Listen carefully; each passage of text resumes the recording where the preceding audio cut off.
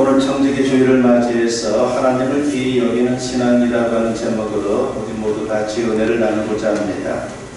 오늘 본문 말씀은 BC 11세기 이스라엘 사사시대 말에 있었던 그 사건들을 배경으로 하고 있습니다.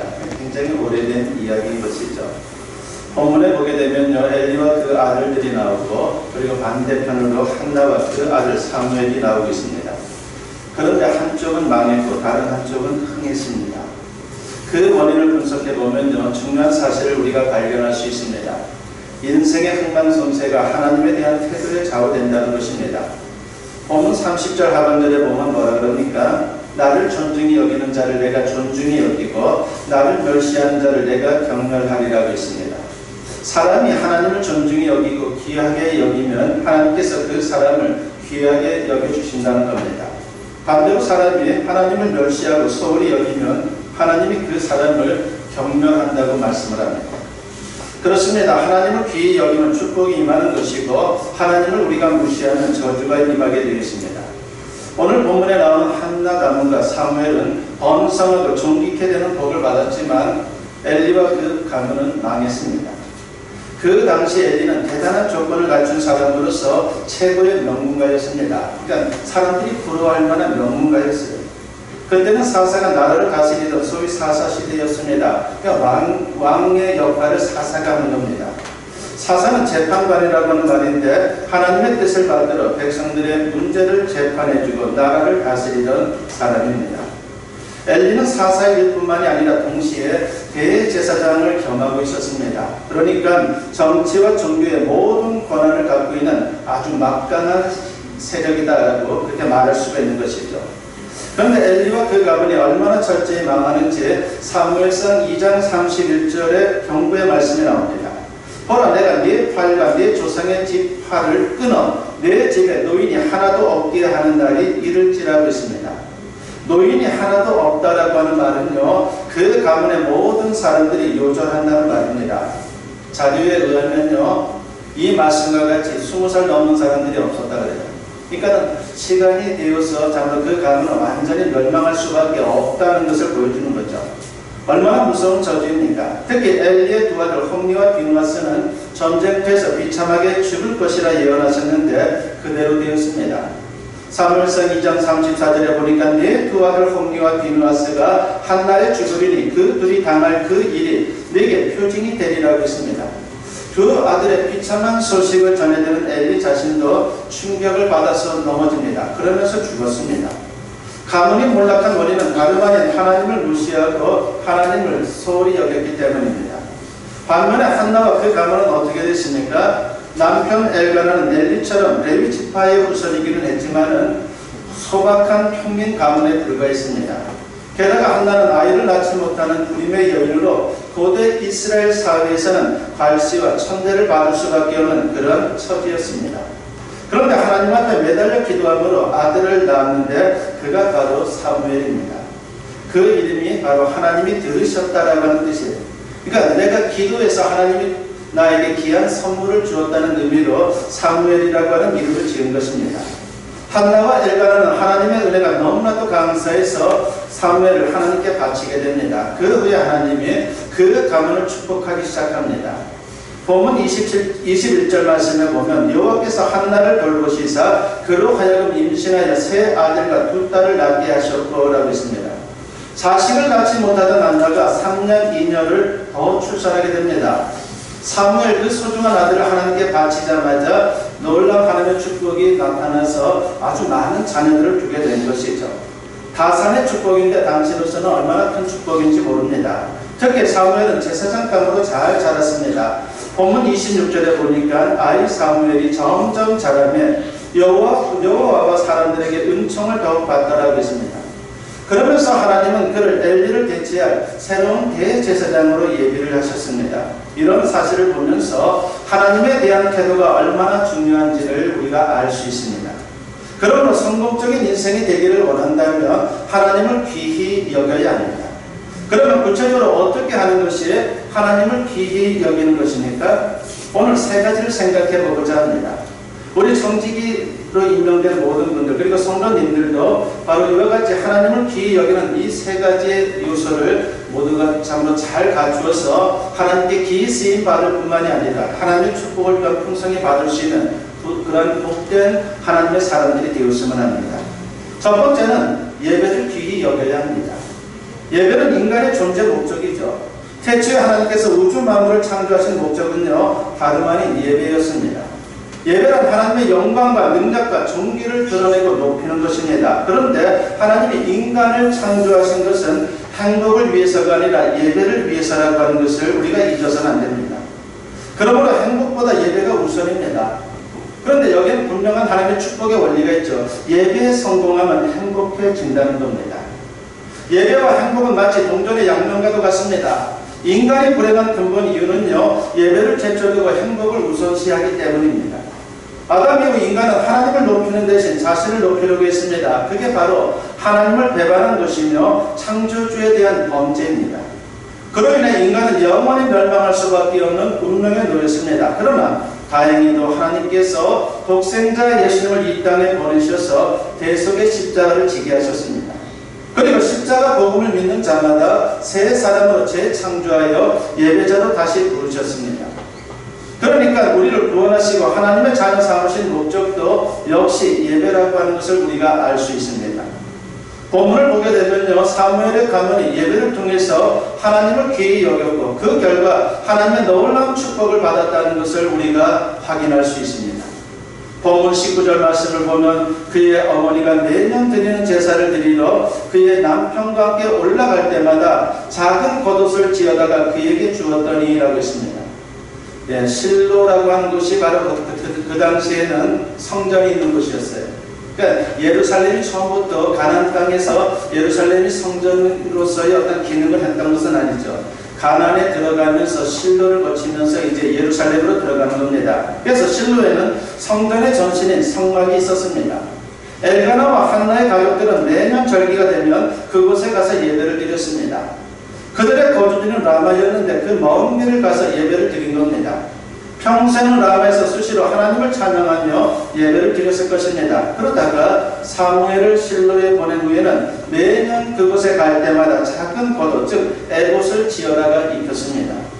에봇은 제사장의 옷이죠. 그렇게 해서 사무엘도 예배자로 자랐습니다. 그 모습을 하나님이 기뻐하셨고 사무엘과 그 가문을 축복하셨습니다. 반면에 엘리와 그 아들들의 모습은 어떻습니까? 그들의 모습은 정반대였죠. 그들은 예배를 소홀히 여겼습니다. 17절 말씀에 보면은요, 이 소년들의 죄가 여호와 앞에 심히 크면 그들이 여호와의 제사를 멸시함이었더라고 했습니다. 홈니와 비누아스는 아버지 엘리를 이어서 제사장이 됐습니다.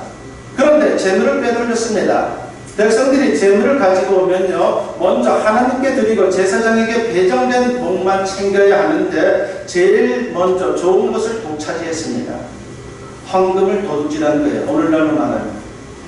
그런 모습을 보시고 하나님께서 얼마나 화가 나셨겠습니까? 본문 29절 말씀을 보면 너희는 어찌하여 내가 내 처소에서 명령한 내 재물과 예물을 밟으며 내 아들들을 나보다 더 중히 여겨 내 백성 이스라엘이 드리는 가장 좋은 것으로 너희들을 살찌게 하느냐라고 했습니다. 하나님이 탄식하고 있습니다. 그들이 하나님이 가장 싫어하는 짓을 했으니 어찌 온전하겠습니까? 예수님도 예배의 중요성에 대해서 말씀을 하셨죠. 요한복음 4장 23절에 보면요, 아버지께 참되게 예배하는 자들은 영과 진리로 예배할 때가 오나니 곧 이때라. 아버지께서는 자기에게 이렇게 예배하는 자들을 찾으시느니라 하셨습니다. 여기서 찾다라고 하는 단어는요, 애타게 갈망한다는 뜻을 갖고 있는 거예요. 인간이 모두 타락해서 하나님을 예배하지 않으니까 하나님보다 세상 것을 더 좋아하고 마음을 빼앗기니까 안타까워하는 것입니다. 그러므로 예수 믿고 구원받은 성도들은 참 예배자가 되어야 합니다. 그럴 때에 하나님이 기뻐하시고 크게 축복하게 되는 겁니다. 예배는 횟수도 중요하고 태도도 중요합니다. 주일 예배는 기본 중에 기본이고 가급적 여러 번 예배를 드리는 것이 우리에게 있어서 대단히 좋습니다. 그럴 때에 하나님과 온전한 관계가 유지되고 인생이 형통케 되는 겁니다.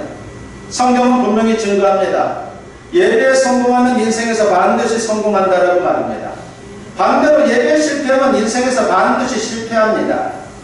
우리 중에 예배를 등한히 여기는 분이 계시다면 그분은 첫 단추를 잘못 끼운 것입니다. 좀 심하게 말하면 어리석은 사람인 것이죠.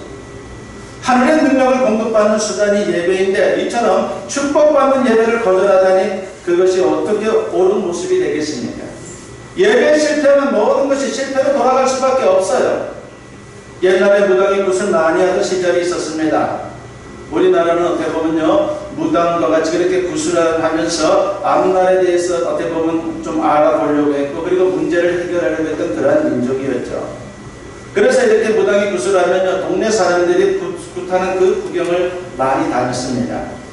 무당이 혼자 춤을 추고 사람들은 그것을 보면서 희낙낙했습니다. 그런데 예배를 이런 식으로 드리는 사람들이 있습니다. 예배의 구경꾼으로 말입니다. 그러나 예배 순서 하나하나에 여러분의 신령한 숨결이 배어 들어갈 수 있도록 해야 합니다. 여러분의 정성이 스며든 예배에 이어야 합니다. 여러분의 땀과 눈물과 구원의 감격에 물들어져야 합니다. 구경꾼으로 예배드리면 안 됩니다. 찬송에 열심히 동참하십시오. 기도에 열심히 동참하십시오. 말씀에 열심을 다해 화답하십시오. 헌금의 힘을 다해 진실하게 동참하십시오. 한 번을 드려도 복되고 연락받으실 만한 예배를 드려야 하는 겁니다. 이런 예배 속에 하나님의 능력이 살아 역사하는 것입니다. 그리고 우리에게 주어진 청지기의 사명을 제대로 감당하는 것이죠. 아무쪼록 예배를 귀히 여김으로 하나님을 기쁘시게 할 뿐만이 아니라 성공적인 인생을 살아가는 우리 모두가 되었으면 합니다. 두 번째로 오늘 말씀을 통해서 우리가 배우고자 하는 것은요, 말씀을 귀히 여겨야 한다는 겁니다. 하나님은 우리 육안으로는 보이지 않습니다. 그러나 성령을 통해 우리와 늘 함께 계십니다. 그리고 또 하나 중요한 방식으로 우리와 함께 계십니다. 그것은 바로 말씀을 통해서 우리와 함께 하시는 겁니다. 그러므로 하나님에 대해 어떤 태도를 갖고 있는지 평가하는 좋은 방법 중에 하나는요, 하나님을 대하는 태도를 보는 겁니다. 말씀을 대하는 태도를 보는 거예요. 보이는 말씀에 대한 태도가 곧 보이지 않는 하나님에 대한 태도이기 때문입니다. 하나님을 귀히 여기는 사람은 하나님의 말씀을 귀히 여깁니다. 그런데 엘리와 그 아들들은요, 하나님의 말씀을 무시했습니다. 12절 말씀에 보면 엘리의 아들들은 행실이 나빠 여호와를 알지 못하더라고 했습니다. 여기서 알다라고 하는 말은요, 히브리어로 말할 때 야다라고 표현을 합니다. 이것은 체험적 지식을 의미하는 겁니다. 체험적 지식은 말씀을 잘 듣고 실천하는 데서 생기는 거예요. 엘리는 성경을 알아도 심지어 가르치기도 했지만 실천이 없었습니다. 그 아들들도 마찬가지였습니다. 그러니 제멋대로 살아도 행실이 불량할 수밖에 없었습니다. 그런 사람들을 하나님께서 어떻게 축복한단 말입니까? 반면에 사무엘과 그 가족들은 어떻습니까? 그들은 늘 말씀을 듣고 말씀대로 살았습니다. 특히 사무엘을 보십시오. 사무엘상 3장 10절에 보면 이런 말씀이 나옵니다. 여호와께서 임하여서서 전과 같이 사무엘아 사무엘아 부르시는지라. 사무엘이 이르되 말씀하옵소서 주의 종이 듣겠나이다 하니라고 했습니다. 어린 사무엘이 말씀에 얼마나 신실하게 반응했는지 잘 보여주는 대목입니다. 그렇습니다. 말씀을 대하는 태도가 인생의 성패를 좌우합니다. 그 대표적인 말씀이 신명기 28장에 나오죠. 그러니 신명기 28장을 우리는 축복의 장이다라고 그렇게 말하는데 정확히 말하면 축복과 저주의 장이에요. 1절부터 14절은 축복의 말씀이 나오고 15절로부터 68절은 저주의 말씀이 나옵니다. 먼저 신명기 28장 1절과 2절을 보면 네가 네 하나님 여호와의 말씀을 삼가 듣고 내가 오늘 네게 명령하는 네 모든 명령을 지켜 행하면 네 하나님 여호와께서 너를 세계 모든 민족에 뛰어나게 하실 것이라. 네가 네 하나님 여호와의 말씀을 청종하면 이 모든 복이 네게 임하며 네게 이르리니라고 했습니다. 말씀을 신중히 듣고 순종하면 그 사람에게 축복이 임하고 그 사람 인생에 동반한다는 겁니다. 축복이 붙어 다닌다는 그런 말이에요. 이것과 반대의 말씀이 신명기 28장 15절 말씀입니다. 네가 만일 네 하나님 여호와의 말씀을 순종하지 아니하여 내가 오늘 네게 명령하는 그의 모든 명령과 규례를 지켜 행하지 아니하면 이 모든 저주가 네게 임하며 네게 이를 것이니라고 했습니다. 말씀을 잘 듣지 않고 불순종하면요 저주가 임하고 이 저주가 쫓아다닌다는 겁니다. 그런데 하나님을 사랑하고 예수님을 사랑하면요, 반드시 말씀을 사랑하고 지키게 되어 있어요. 그러니까 우리가 말씀에 순종하지 않는 것은 결국 뭡니까? 하나님을 사랑하지 않는 것이고 예수님을 사랑하지 않는 거예요. 요한복음 14장 21절에 보면 주님이 이런 말씀을 하십니다. 나의 계명을 지키는 자라야 나를 사랑하는 자니 나를 사랑하는 자는 내 아버지께 사랑을 받을 것이요 나도 그를 사랑하여 그에게 나를 나타내리라고 했습니다. 그에게 나를 나타내리라. 무슨 뜻입니까? 주님이 함께 하시고 주님이 역사하신다는 겁니다. 다시 말하면 반드시 축복하신다는 것을 약속하고 있는 겁니다. 그렇습니다. 말씀을 귀히 여기고 말씀대로 사는 사람은 절대로 잘못될 수가 없어요.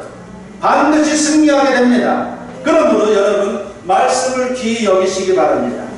늘 말씀을 가까이 하고 그리고 말씀을 읽고 묵상할 수 있기를 바랍니다. 그리고 깨닫는 대로 그 말씀에 순종할 수 있기를 바랍니다. 그러면 우리 인생이 하나님의 작품이 될 것입니다. 이것은 마치 퍼즐 맞추기와 같은 거예요. 당장은 잘 모르는데 말씀대로 살다 보면요 하나님의 퍼즐이 맞춰지고 놀라운 축복의 인생이 되는 거예요. 언제나 말씀대로 살아가는 그 삶의 모습, 말씀을 귀히 여기는 모습을 통해서 청지기로서의 삶을 잘 감당할 뿐만이 아니라 하나님이 약속하신 축복을 풍성히 누릴 수 있는 우리 모두가 되었으면 합니다. 세 번째로는요, 우리가 귀히 여겨야 하는 것은 헌신을 귀하게 여겨야 합니다. 근데 우리가 헌신을 귀하게 여겨야 되는데 헌신이라 생각하면요 어떤 분들은 손해보는 것이다 라고 그렇게 생각하는 분들이 있어요. 그러나 주님 안에서의 헌신은요 절대로 손해보는 게 아닙니다. 한나와 그 남편 엘가나는 사무엘을 얻은 후에 젖을 떼자마자 하나님께 제사장으로 바칩니다. 그 어린 아들을 말입니다. 소중한 아들을 말입니다. 사무엘상 1장 27절과 28절에 보면요 이 아이를 위하여 내가 기도하였더니 내가 구하여 기도한 바를 여호와께서 내게 허락하신지라.